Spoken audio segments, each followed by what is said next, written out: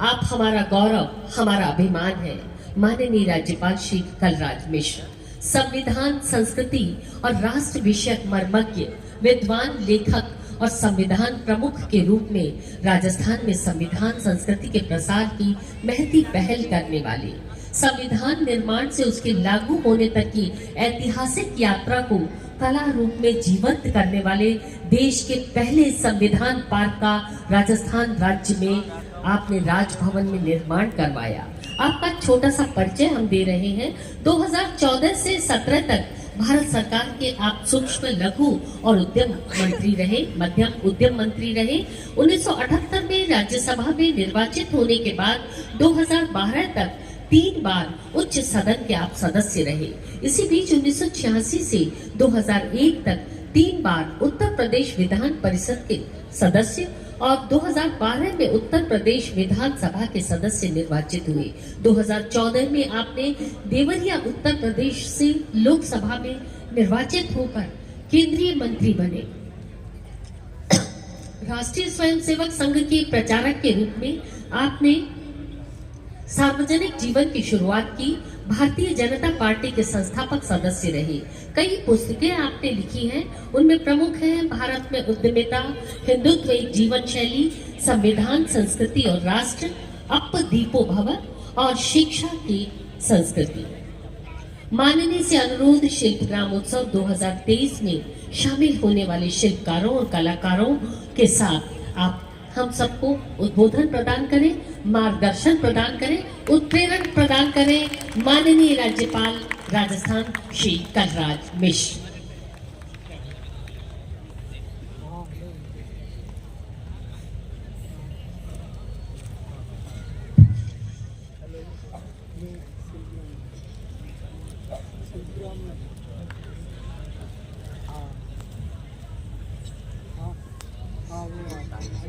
इस उद्घाटन समारोह में उपस्थित महापौर उदयपुर श्री गोविंद सिंह टोंक जी, संस्थान की निदेशक श्रीमती किरण सोनी गुप्ता जी, कोमल कोठारी पुरस्कार से सम्मानित होने वाले डॉक्टर जयंत सिंह चंदुआ जडेजा तथा डॉक्टर राजेश व्यास जी, जिला प्रशासन उदयपुर के अधिकारीगण, देश के विभिन्न क्षेत्रों से आए सभी कलाकार एवं शिल्पकार बंधुओं, सभी पर्यटक मित्रों, अन्य गणमान्य जन, माताओं बहनों, पत्रकार मित्रों तथा छायाकार बंधुओं, देश के विभिन्न राज्यों से यहाँ उपस्थित हुए कलाकारों, शिल्पकारों और पर्यटकों का राजस्थान की इस पावन धरा पर अभिनंदन है, वंदन है। राजस्थान आन बान और शान की गौरव गाथाओं को अपने में सहेजे हुए अद्भुत धरा है।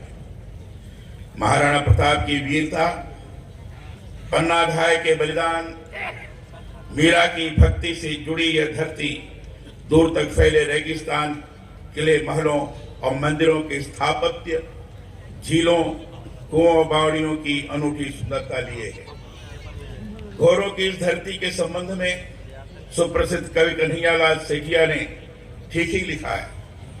आ तो सुरंगा ने शरमावे, इन पर देव रमन नहीं आवे, इनरो जसनर नारी गावे, धरती घोरारी। घोरों की इस गौरवमय धरा पर आप सभी यहाँ शिल्पग्राम में उपस्थित हुए हैं, हम सभी का सौभाग्य है। मैं पलक पावने बिछाए पधारो हमारे देश की संस्कृति के आलोक में, हृदय के अंतरतम भाव से आपका यहाँ स्वागत करता हूं। शिल्पग्राम कोई एक स्थान पर नहीं है, बल्कि कलाओं का शानदार आंगन है। पश्चिम क्षेत्र सांस्कृतिक केंद्र के माध्यम से इस आंगन में कलाओं के जो पुष्प निरंतर खिलते हैं, उससे झीलों की नगरी उदयपुर निरंतर महकती है। यह लोक से जुड़ी सुगंध है। शिल्पग्राम की सुगंध में मिट्टी की सौंधी महक समाई हुई है। इसलिए यह शिल्पग्राम भारतीय तीज त्योहारों की उत्सव धर्मता से हम सबको एक डोर में बांधता है। आप सभी विभिन्न प्रदेशों से यहाँ आए हैं। अपनी अपनी कलाओं का जो प्रदर्शन आप यहाँ करते हैं, उसी से शिल्पग्राम जनमानस को रस सिक्त करता है। शिल्पग्राम का यह उत्सव इसलिए भी बहुत महत्वपूर्ण है कि इसके जरिए विविधता में एकता की हमारी भारतीय संस्कृति का एक साथ मेल होता है। इसलिए भी यह महत्वपूर्ण है कि इसके जरिए देश भर के शिल्पकार एक दूसरे के निकट आते हैं, उनकी संस्कृतियों, भाषा और खान पान का मेल होता है। यही एक भारत श्रेष्ठ भारत की जीवंतता है। शिल्पग्राम का यह उत्सव महज सांस्कृतिक आयोजन नहीं है, यह लोकोत्सव है, माने लोगों का अपना उत्सव। देश भर से इस उत्सव में यहाँ लोक कलाकारों का संगम हुआ है, शिल्पकारों की संगत हुई है और विभिन्न कला विधाओं के जानकारों का मेला यहाँ लगा है। भारत की अनूठी भिन्नता में एकता की यही संस्कृति है। जब समूचा लोग एक विशेष सांस्कृतिक प्रयोजन से गतिशील होकर एक साथ अपने हस्तशिल्प कलाओं की प्रस्तुति संग इस तरह एकत्र होता है, तभी शिल्पग्राम जीवंत होता है। यही लोक का आलोक है। सनातन भारत की यही वास्तविक संस्कृति है, जिसमें भाषा भेद, धर्म और जाति भेद मिट जाती है, जहां व्यक्ति व्यक्ति नहीं रहता बल्कि कलाकार के रूप में एकत्र होता है। उसकी एकता बाहर और भीतर दोनों तरफ से होती है। मैं मानता हूं कि जब एक ही भावना और एक ही लक्ष्य से प्रेरित होकर सांस्कृतिक कर्म के लिए एक स्थान पर इस तरह से हम सभी एकत्र होते हैं, तभी इस तरह की उत्सव धर्मता का विकास होता है। हमारी जाति या राष्ट्रीय एकता का इतिहास इस तरह के लोकोत्सव से ही प्रत्यक्ष जुड़ा रहा है। इसी कड़ी में यह शिल्पग्राम उत्सव हमें भीतर और बाहर से संपन्न कर नई दृष्टि देने वाला है। मैं पश्चिम क्षेत्र सांस्कृतिक केंद्र उदयपुर और यहाँ के ऊर्जावान निदेशक श्रीमती किरण सोनी गुप्ता को इस शानदार आयोजन के लिए बधाई देता हूँ, स्वागत करता हूँ। यहाँ इस शिल्पग्राम महोत्सव में भारत की प्राचीन लोक कलाओं, व्यंजनों एवं हस्तशिल्प को जीवंत बनाए रखने का कार्य हो रहा है। राजस्थान तो उत्सवों की ही धरा है। यहाँ की मिट्टी के कण कण में लोक कलाओं, संस्कृति एवं परंपराओं की खुशबू आती है। यहाँ का लोक नृत्य, चित्र शैलियां, संगीत, मनमोहक वेशभूषा, खान पान अपने आप में विशिष्ट है। लोक संस्कृति में ही जीवन की ऐसी सुगंध समाई होती है। इस दृष्टि से भी यह शिल्पग्राम उत्सव बहुत महत्वपूर्ण है। भारत की यह जो संस्कृति है वही समृद्ध ज्ञान परंपरा को आगे बढ़ाती है। संस्कृत कोई वस्तु नहीं है, जीवन जीने का ढंग है। संस्कृत माने संस्कारित, माने परिष्कृत, यही हमारे जीवन का आधार है। आइए हम सभी हमारी लोक संस्कृति के आलोक में हमारे सांस्कृतिक मूल्यों एवं विरासत को सहेजें, इसके संरक्षण में प्रत्यक्ष भागीदारी निभाएं। शिल्पग्राम महोत्सव इसी संकल्प की परिणति है। मैं समझता हूं कि इससे हम अपनी लोक संस्कृति से निरंतर जुड़े रहते हैं। राजस्थान तो 7 वार 9 त्योहार वाला प्रदेश है, माने 7 दिनों में यहाँ 9 त्योहार होते हैं। ऐसे प्रदेश में शिल्पग्राम जैसे आयोजन लोगों में नव उमंग और उत्साह जगाने वाले हैं।